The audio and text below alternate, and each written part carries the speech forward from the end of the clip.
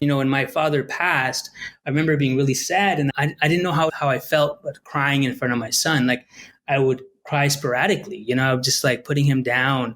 He built the bed my child is sleeping in, and I'm reminded of him, everywhere in the house. This is Dadography, a podcast with stories and insights on fatherhood from dads around the globe, dedicated to providing you with the tools and tips to become a better dad.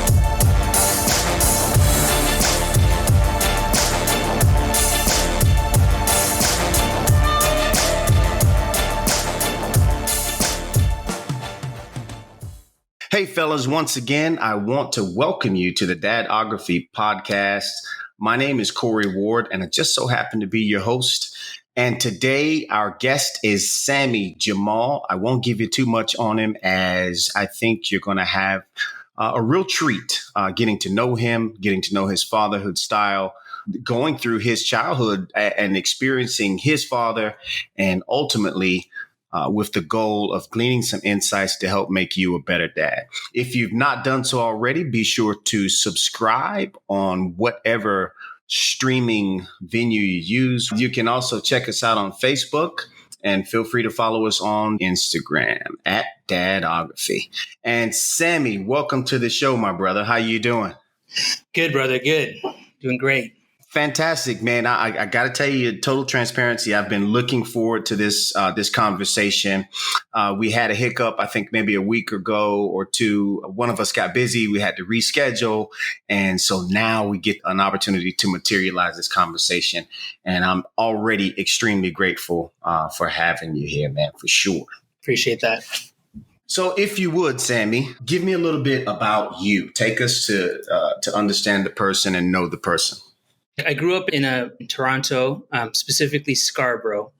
Scarborough is a really unique place because in the 70s, we saw a large wave of immigration. And it was immigrants that were visible minorities versus the previous waves, which are more European. So in the 70s, what we saw was this wave from Africa, South Asia, a lot of Afro-Caribbean communities and Caribbean communities in general, and many moved to Scarborough. And so it was a really diverse place, and still is. Right now, in terms of the demographics, it's like 70% of the inhabitants are of visible minorities or visible ethnic minorities.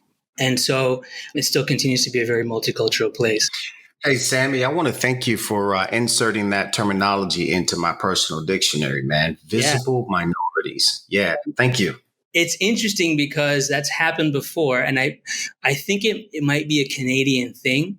And it's a result of this, this multicultural, in our Charter of Rights and Freedoms, this multicultural act where they recognize visible minorities because the experience of visible minorities was different compared to the experience of other minority groups. And so, for example, the European immigrants didn't face the same discrimination as the immigrants that were of, visible minority groups. So I think it's really important to make that distinction. What was great about this environment was I had friends from all over the world. And to me, that was my norm. And we were like all in this together. We were the kids, either immigrants or the kids of immigrants, and just trying to, understand our cultures, our identities, and where it fit in with, the greater Canadian culture. And so I was at a very young age, eating different types of foods, listening to different types of accents. And so I felt like it was a very rich environment. And it was interesting because when you leave Scarborough or you leave Toronto, there's a culture shock because you're just accustomed and used to being around immigrants, listening to different accents, different languages, and that becomes the norm. And the people around you are just culturally competent. Like they've had those same experiences. And so people are just very respectful and tolerant. And you learn that growing up. And so I think that's really, as a child, that was really important. You just became really tolerant and accepting. I'm starting to get a sense of your childhood. But before, I want to come forward a little bit. I want you to tell me about Are you single, married, where you live, children? What do you do as a profession? Help me get a sense of, because right now I've got a very clear picture in my head of your childhood in this community. Yeah. And it sounds exciting. And I'm almost 100% sure that it had a huge impact on the way you father or the way you view fatherhood. But I want to get a sense of the person you are today. And then we'll go back to Scarborough and pick up where we left off. So I am right now currently living in Vientiane, Laos. I am a school counselor. And I started off in education, teaching in Toronto, Canada. And are we talking, is that Southeast Asia? East Asia, yeah. Okay, cool. So Laos in Southeast Asia. I've kind of been hopping around since I was around 27 when I first went abroad and lived in Istanbul, Turkey for 2 years.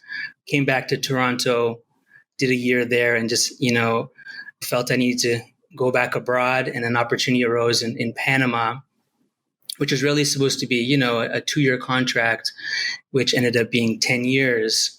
It's, where I found my wife and where I had my child, and actually transitioned from being a school teacher to a school counselor. Are you still a school counselor? I am still a school counselor at the Vientiane International School.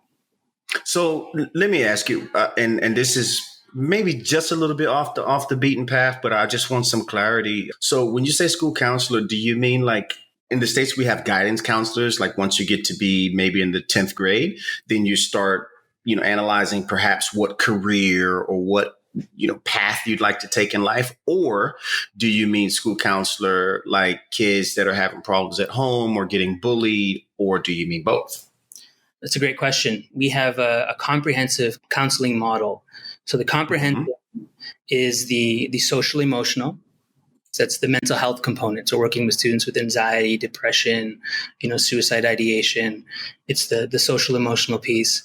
The other piece is the career in college. So helping students with the university application process and helping them kind of figure out what they want to do based on their strengths, passion, interests. So that's the career and college aspect. And there's the academic advising. We're an IB school, and so helping students, select the right pathways based on their future goals. And so it's the comprehensive model encompasses all three. I understand now. All right. So you're in Laos. You mentioned that you were married in Panama. I arrived to Panama in 2010, and it was July, and my wife actually arrived from Venezuela around the same time. And, we had a common friend, and, my wife came with Procter & Gamble as an expat. And my friend, one of my good friends, who I visited in Panama, and he was working for Procter & Gamble, and he moved from Toronto to Panama, relocated. And he was telling me how, we're moving this many families and there's opportunities at the international school. And that's when I started to do a little bit of research and, applied to a career fair, and eventually actually ended up in Panama and working at the international school there. Let me interject here, brother. Yeah. Sounds like you're pushing the limits of my cultural competency. So I say that because you mentioned that you were born and raised in Canada, Scarborough. You've lived in Turkey and you lived in Panama, and you met your wife there, who is from Venezuela, and you're currently living in Laos. And I don't think you've told me yet. So your parents are from... So my parents were born and raised in Tanzania, and my dad is from Tanga, and my mom is from Dar es Salaam, and they both met there. My father migrated to Canada. My mother moved to the U.S., and then my father sponsored her in Canada. Okay. All right. So I'm up to speed now. So you were telling me how you met your wife in Panama. She's from Venezuela, and then I interrupted. Sorry about that. Go ahead, brother. So yeah, and our son is Panamanian. I'd like to say your son is a third culture kid, but I think the reality he's probably like a fourth or fifth culture kid. And we're really like a third culture family. We really embrace that, and try to educate ourselves and learn about some of the challenges, the pros and cons. And we talk quite openly about that. Well, what was your father like, Sammy? What was it like growing up with your father? I mean, you had the good fortune of being raised in a home with your father. Obviously, on some of the other shows, we've seen the extreme opposite of that. But I always count it a blessing and a good thing if a man has had the opportunity to experience his father. And so, tell us about that, if you would. Yeah. So my dad, he wasn't a man of very many words, but he was always very present. I felt he was always available to us and involved. And I always felt really privileged growing up. Firstly, because many of my friends grew up in apartments, and I felt privileged. I lived in a house in a small bungalow, and having both parents. Many of my friends didn't know their fathers or didn't have a positive relationship with their fathers, and grew up in single parent homes. And so I always felt as a child very, rich in that I had, both parents. And in addition to that, my dad was very present and involved. Okay. You mentioned to me about the multiculturalism in your community growing up there in Scarborough. Would you say that impacted you and perhaps the way that you view fatherhood today? Absolutely.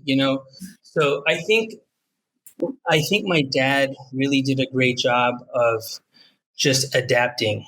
I think a lot of families that moved into the neighborhood, many, they were trying to find their way, and as a result, stayed within the communities, and just to kind of build their own communities, and that's a natural, normal process.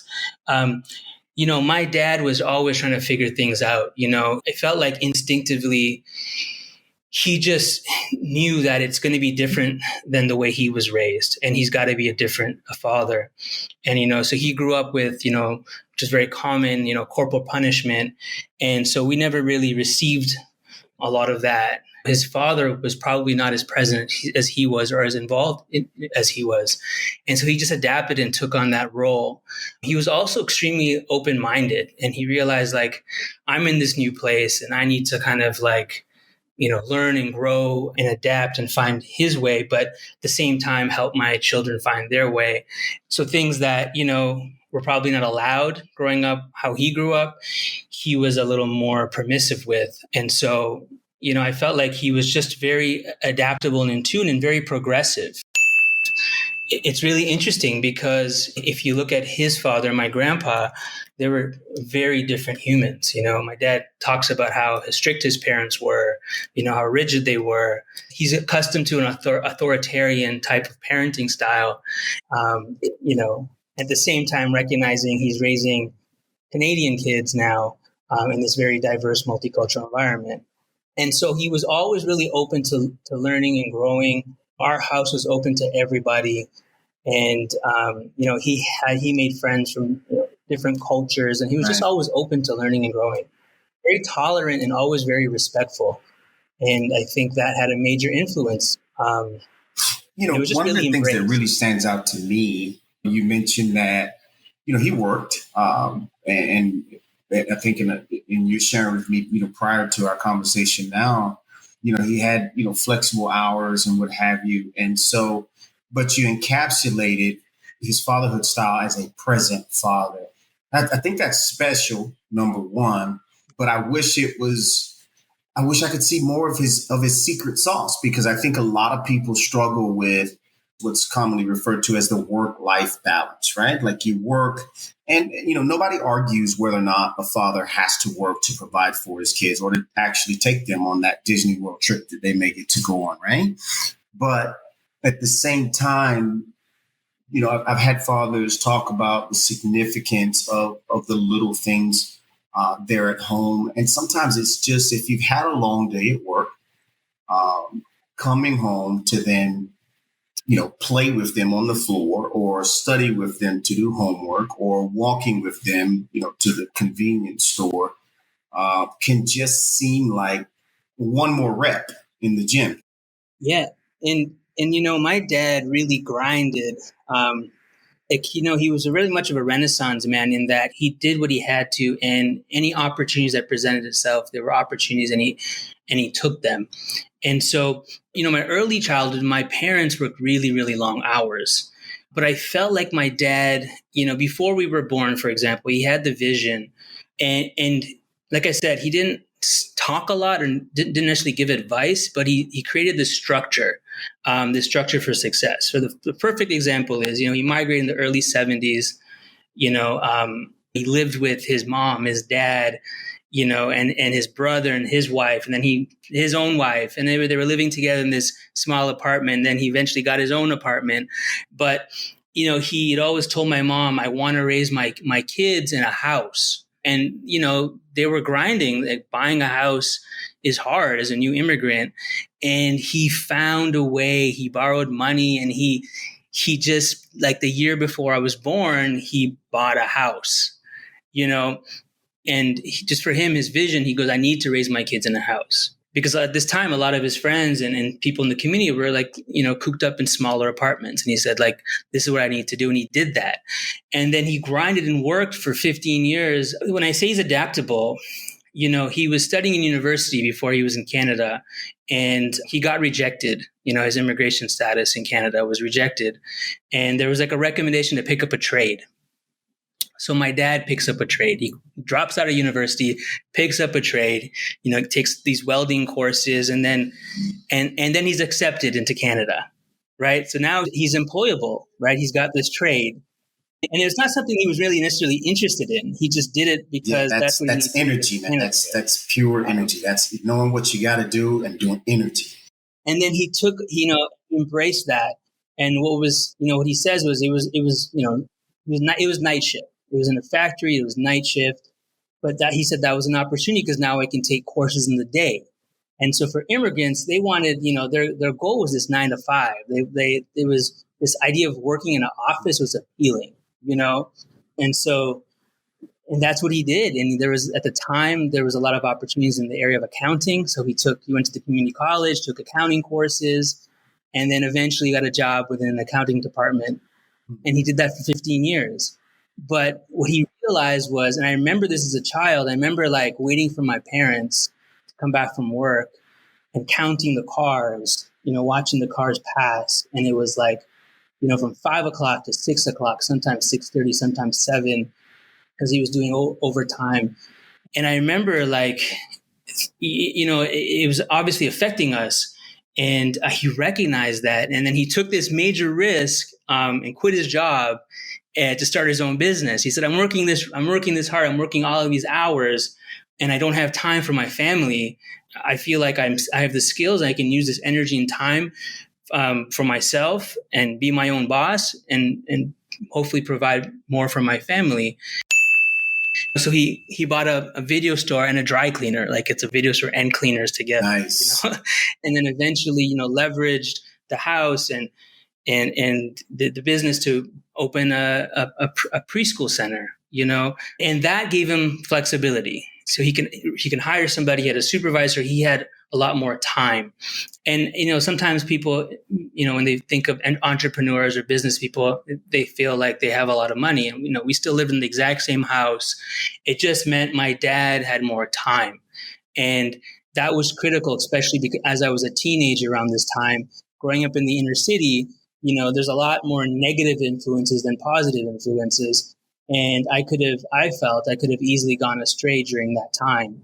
I know we had a guest on the show, actually maybe 2 or 3, that really emphasize spending quality time with your kids. And what they did, of course, they shared their experience.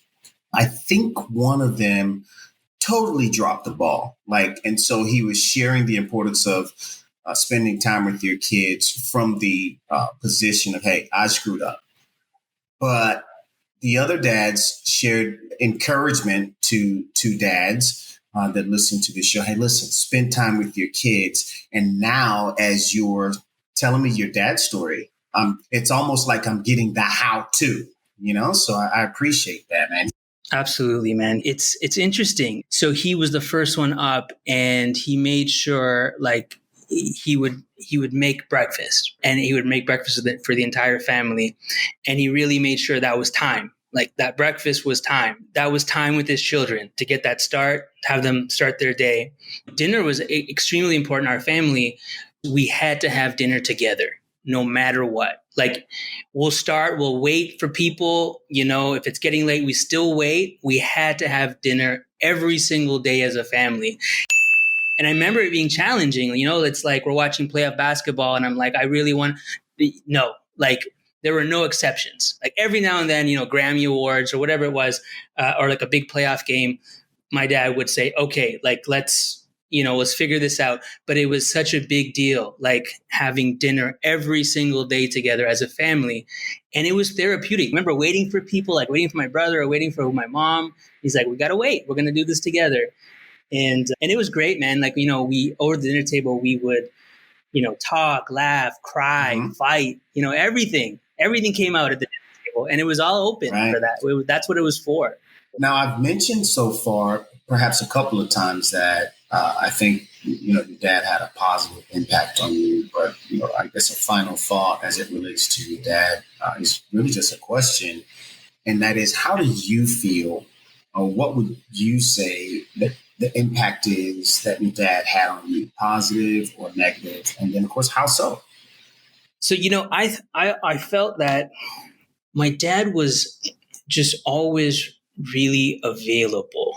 And it's like, I felt like when I needed him, he was there. And he found a way to be there. And it's a perfect example is I remember being like 16 years old. We're going to a party with friends, and it goes really late. Like, it's like, it's 3 a.m. and the bus lines are not working. The bus line, we thought that was an all night bus line is not, functioning. So we're kind of stranded out there, and we're out of our neighborhood. And so we're like, we had no idea what to do. Like I got the payphone and I called my dad, and that happened a number of times where he just would pick up the phone, and he was mad because I wasn't home. He's like, what do you mean you're still out? Like he was just like, okay, but he picked me up and he wouldn't say anything. It was just on his face that he's disappointed. But he also, with that, he was like, I'm still here for you. Like, I want you to call me when this happens again. I'm disappointed. I don't like it that you're out and I'm picking you up at 3 a.m. and you don't have a way home. And I don't like the fact that you're being out and you're going out all this, all the time. But it was like, I'm still here for you. I'm still going to pick you up. And he didn't have to say that. It's just, that's what it was on his face. And I could read that. And he continued to do that throughout my life. He's always been there. Like another example is now I'm in my 30s and I'm in Panama, and Marcelo is born, and we have a really small apartment. We're going to our other apartment. Like my dad gets on the plane, shows up. He starts to help us settle into the new apartment. My dad was a handyman, so he could fix anything and everything, And then years later, we move into a house near the school. We started renting a house near the school. And again, he gets on the flight, comes with us. And his intention there was really just to like help me get set up in the house, because he knew that that's not my skill set. And I was working and he wanted to help set up. He knew he could do that. And in that time, as a result of that, he spent a lot of time with my son. And my son sees him doing all these really amazing things, using drills and saws and and just transforming things essentially, right? And it's interesting, like till this day, it's like my son and my father have this really esoteric connection. Like if he sees something great, he always makes reference. Oh, that's kind of like, my dad's name was Shoki. He's like, that's like Abu Shoki. And Abu is like short for abuelo, which is grandpa in Spanish. He's like, that's like Abu Shoki. And it's like the other day we were just swimming and he was practicing his strokes, and he's like, I'm becoming an expert like Abu Shoki. And he's never seen my dad really swim before. But his point of reference is his granddad is an expert. Doesn't matter. Baking cakes, expert. Computers, expert. Yeah. Just whatever. Abu, I love it. Yeah, and it's crazy, for like And for Halloween, he wants to be Abu Shoki. He dresses up as a construction worker. Like, his interests are very much, centered around what my father exposed him to. And during that time, if you watch their interaction, they were like, he was so present with Marcelo. Like, he was just, I think it's like in counseling when I was a student, you meet them where they're at. Like, the first thing when a student enters in your, like, it's the presenting problems. You don't have an agenda. You might have heard something and you might feel that you can help them with something else that's going on because you're aware of that. But it's like, you meet them where they're at, right? And, as parents, sometimes we have this agenda for our kids too. And we don't take this time to pause and just really like, where are they at right now? Let me meet them there. And my dad did that. Like, that's what he would do. He was just like, okay, I'd be like, Marcel, let's go outside and kick the soccer ball around. He's like, but look at this hose over here, this water hose, and maybe we can I'm like, no, let's kick the soccer ball around, and I wanted to kick the soccer ball around. And so my dad was just like, where is he at? And he would just meet him there and he would just be present in the moment. Corey here, wanting to give you a personal invitation to follow us on Instagram. You can find us at Dadography Podcast. It's really good because you get an opportunity to put a face with the voice that gave you some insight or some encouragement on your journey in fatherhood. We look forward to having you follow us on Instagram at Dadography Podcast. I think that's a life lesson, man. For sure. That is a life lesson, something that could be applied in every aspect of a person's being, in that it enables them, one, to be present, fully present, because as you mentioned, some parents have an agenda, right? And I may be very notorious for being one of those dads who have an agenda. But meeting the child where they're at, wow, that's a mouthful for sure, man. That's a mouthful.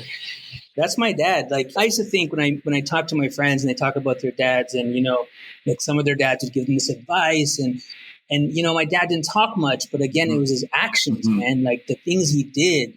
So like, he picked up hair clippers, right? He bought some hair clippers and he started cutting our hair when we were really young. And it was a thing. Like, every 2 weeks, my dad would, give us a fresh cut. It made us feel good, and it was like, it was, again, another way of bonding and connecting with my dad. And this continued, until when I started cutting his hair. But I got this interest of cutting hair, and I started cutting my friends' hair, family members' hair. And then, people started coming back.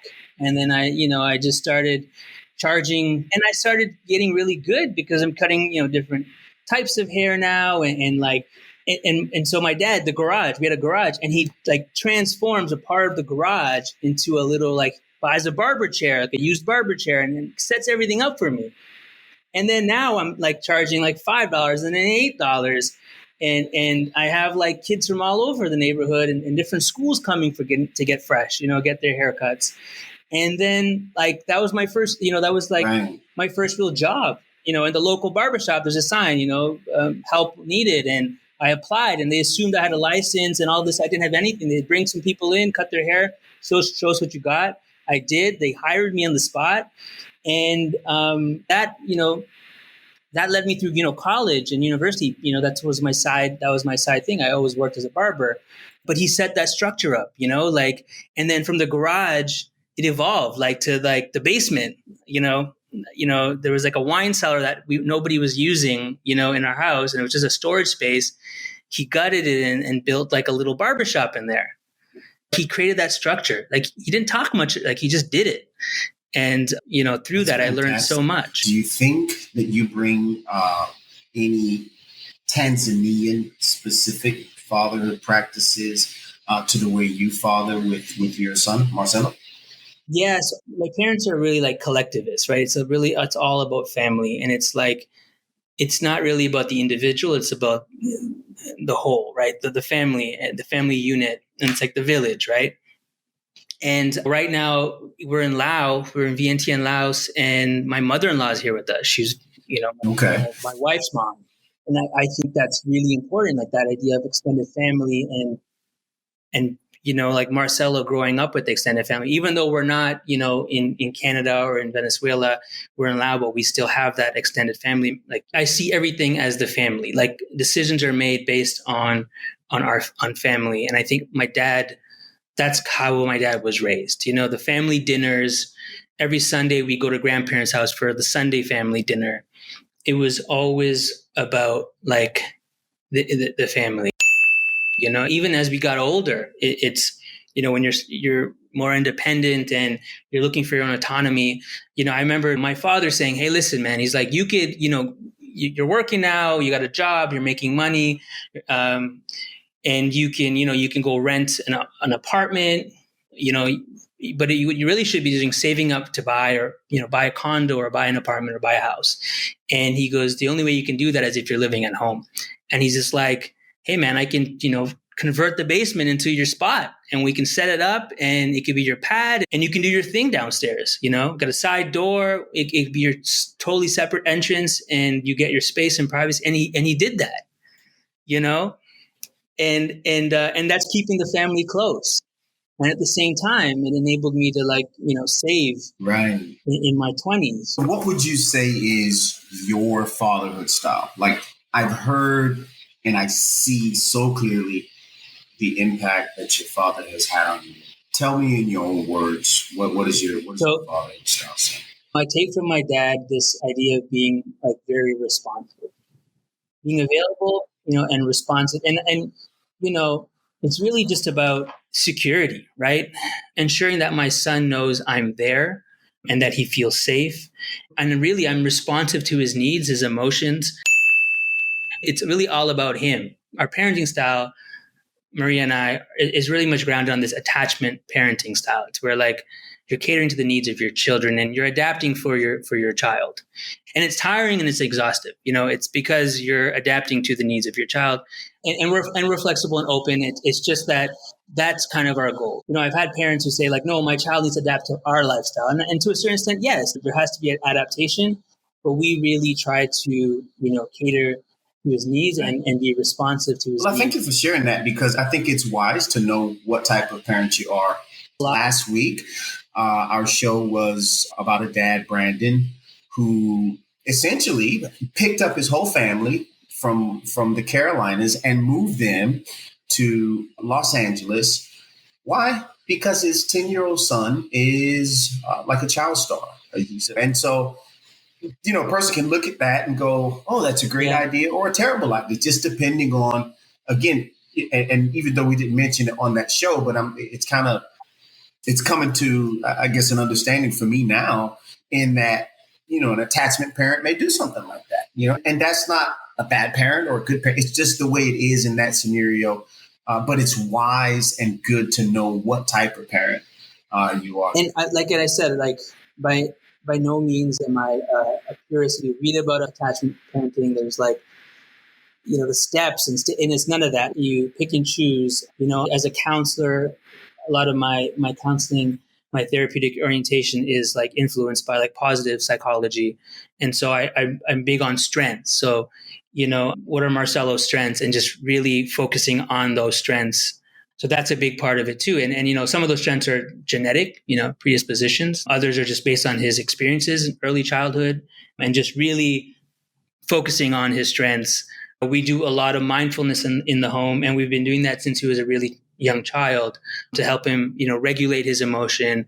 And now we're doing a lot of labeling emotions. The other day he was quite upset because he brought his Elmo watch to school and it broke. The first day he brought it, it broke, and he was upset about it. I was trying to unpack that. How are you feeling about that? And he was able to label the emotion. He's like, "Well," I go, "Were you like angry?" He says, "I wasn't angry. I was a little sad. But I was very disappointed." Let's park right there. Let's park right there for a moment, Sammy. Do you think that's something healthy for a parent to have, just in general, the idea of helping their children label emotions? And if you do, I think it's important. Explain why, so that we can implement that in our personal journeys. What happens is, around 4, they're developing their personality, and they're able to, they have their emotions. Their emotions are fully developed. but they're making sense of their emotions. They have their emotions, but they don't really understand them, and they're understanding them based on their experiences, and so that's really the first step. You see two things normally with many boys, because they're having this trouble like really express their emotions, and they don't have the language to do it or the tools to do it. You see like a lot of behavioral, like you see students just being really aggressive. You see that in like aggression, or just like in behaviors that are not necessarily appropriate.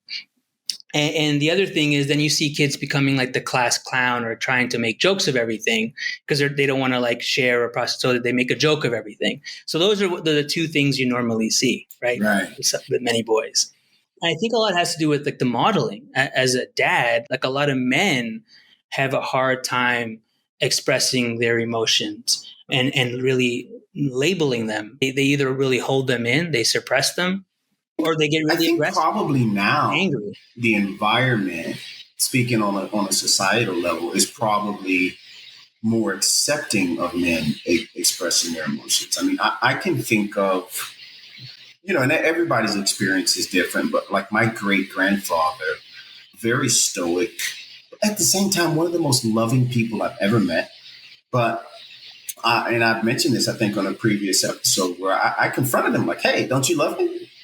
And his response was, "Hey, if you can't look at what I'm doing and be able to tell that, that I love you, you see, I don't know what to tell you." So he answered the question, but he didn't answer it. And I don't think it had anything to do with whether or not he loved me. I think it's just in that time frame, it wasn't as acceptable. So I think right now, society as a whole is going through a transition of accepting men being able to express their emotions. Before, people might get laughed at for crying, and you were trained, don't cry, men don't cry, So that's where it was. But, what you're saying now in terms of our boys, I think is very applicable to help them label their emotions.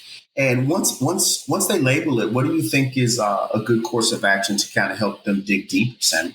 So the labeling is like you have to name it to tame it, right? So once you've identified that, right, it's just like validated, right? So and that comes to being like empathetic, sympathetic. So like, I'm sorry that you're feeling that way, right? And I can understand why you would feel that way, and that's like the validation, like that makes sense to me. If I was in that same situation, I would feel very similar. Right. The challenge here is that the processing time, it takes a real long time for children to really label their emotions.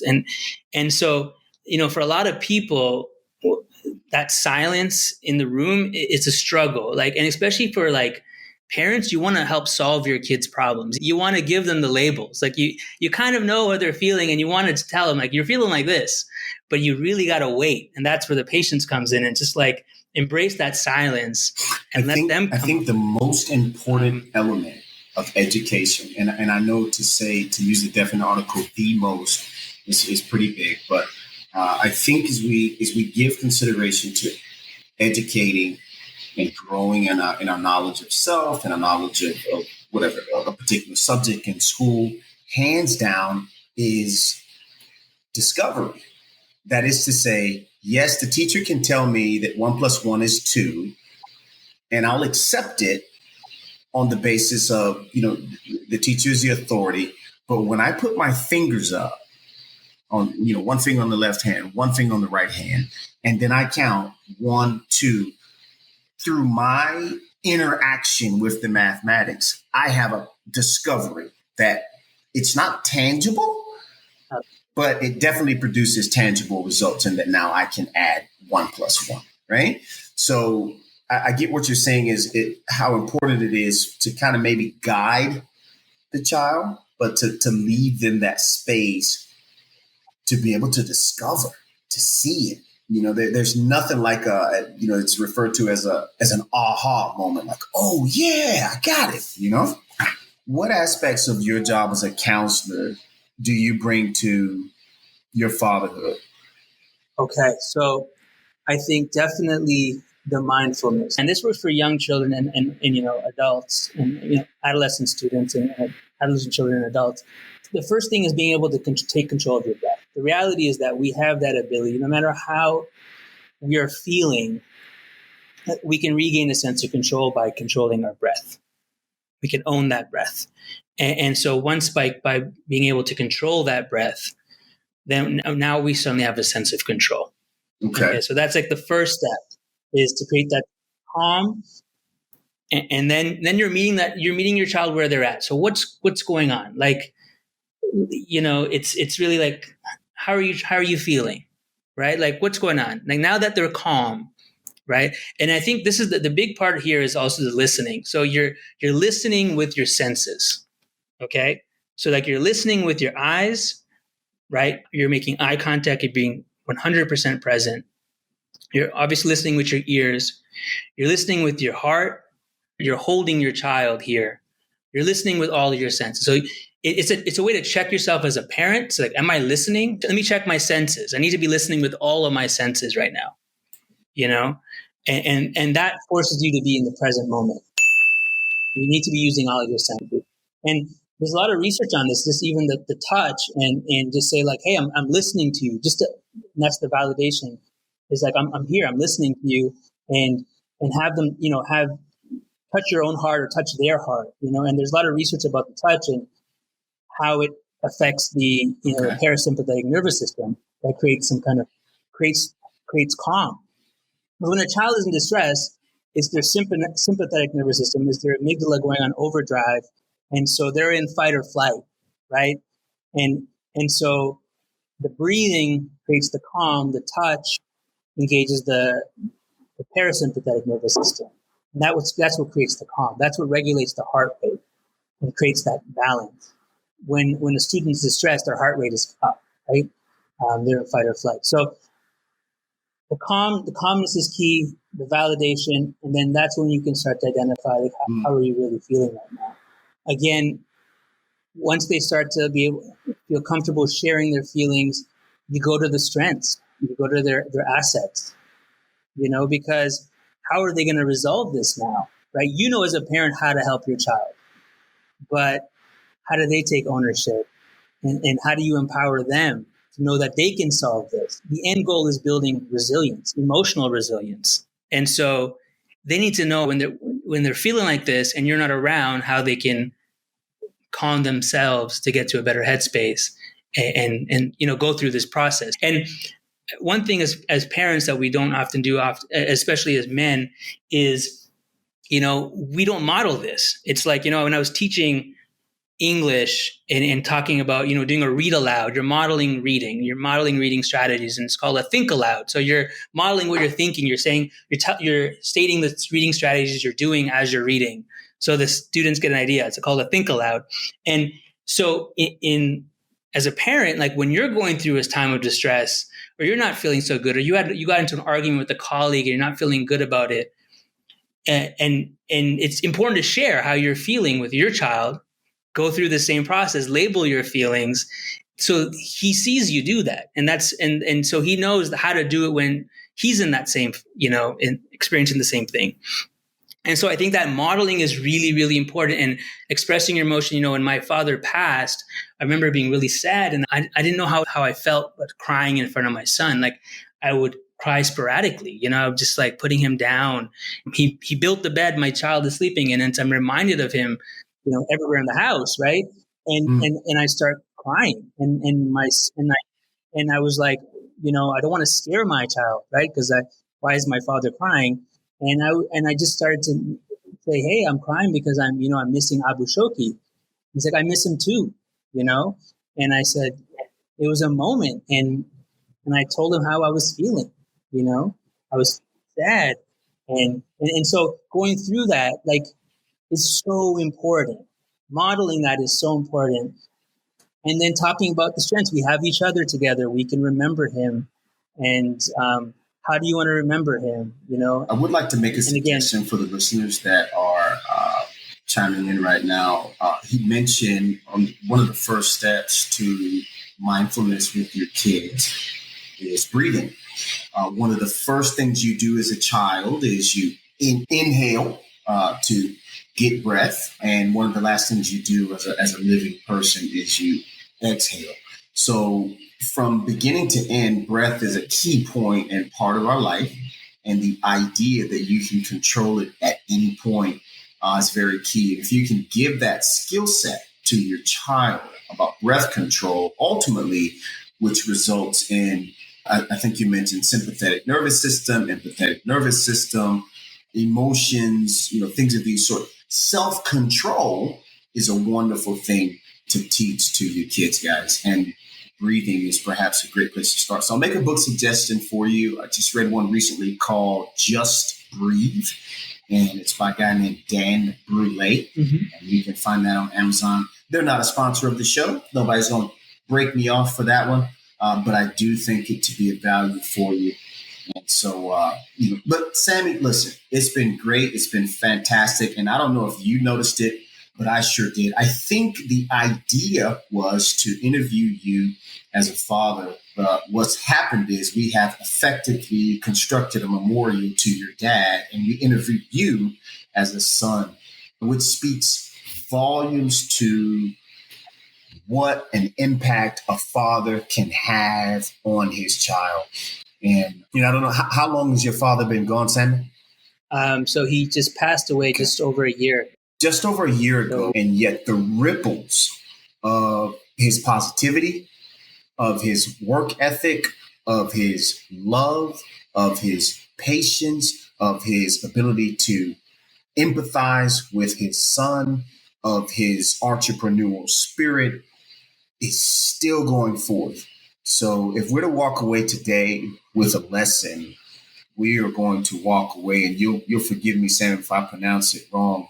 We're going to walk away with a lesson from Abu Shoki, in that we're going to gather up all of those tidbits and insights from his life experience, fortunately been shared with us through Sammy today, and we're going to put them in our toolbox, and we'll see how we can make them work in our raising, in the raising of our children. Sammy, I want to thank you very much for being on Dadography today. I'm not quite sure I can completely encapsulate what it's meant to me personally as a host. And I anticipate and hope that the other listeners will glean as much as I have. But I'm incredibly grateful to you, man. I think getting a glimpse of your dad has been awesome. I mean, there are at least 3 definitive decisions I've made in this conversation.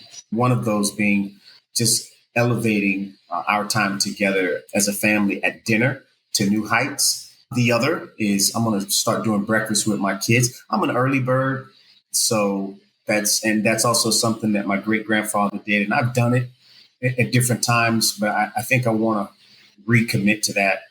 And the idea of recognizing where my children are at that moment. So for sure, I've got some takeaways, and I'm going to look to put them into effect. Thank you for coming on to the Dadography podcast. Thank you so much, Corey. Sammy, bro, your dad was just next level, man. As a matter of fact, we are dedicating this episode to him, Shoki, a hands-on man of action who was constantly reinventing himself to make sure he was available for his family, creating structures for his kids to flourish and succeed.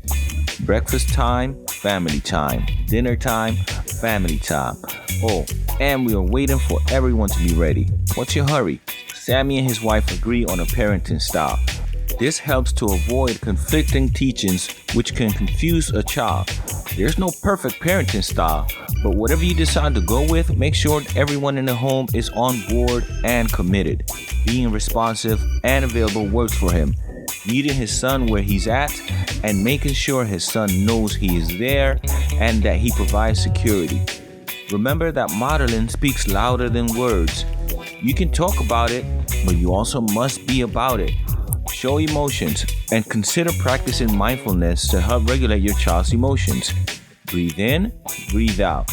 Thanks for your time and see you all next week for the season recap. You don't want to miss it.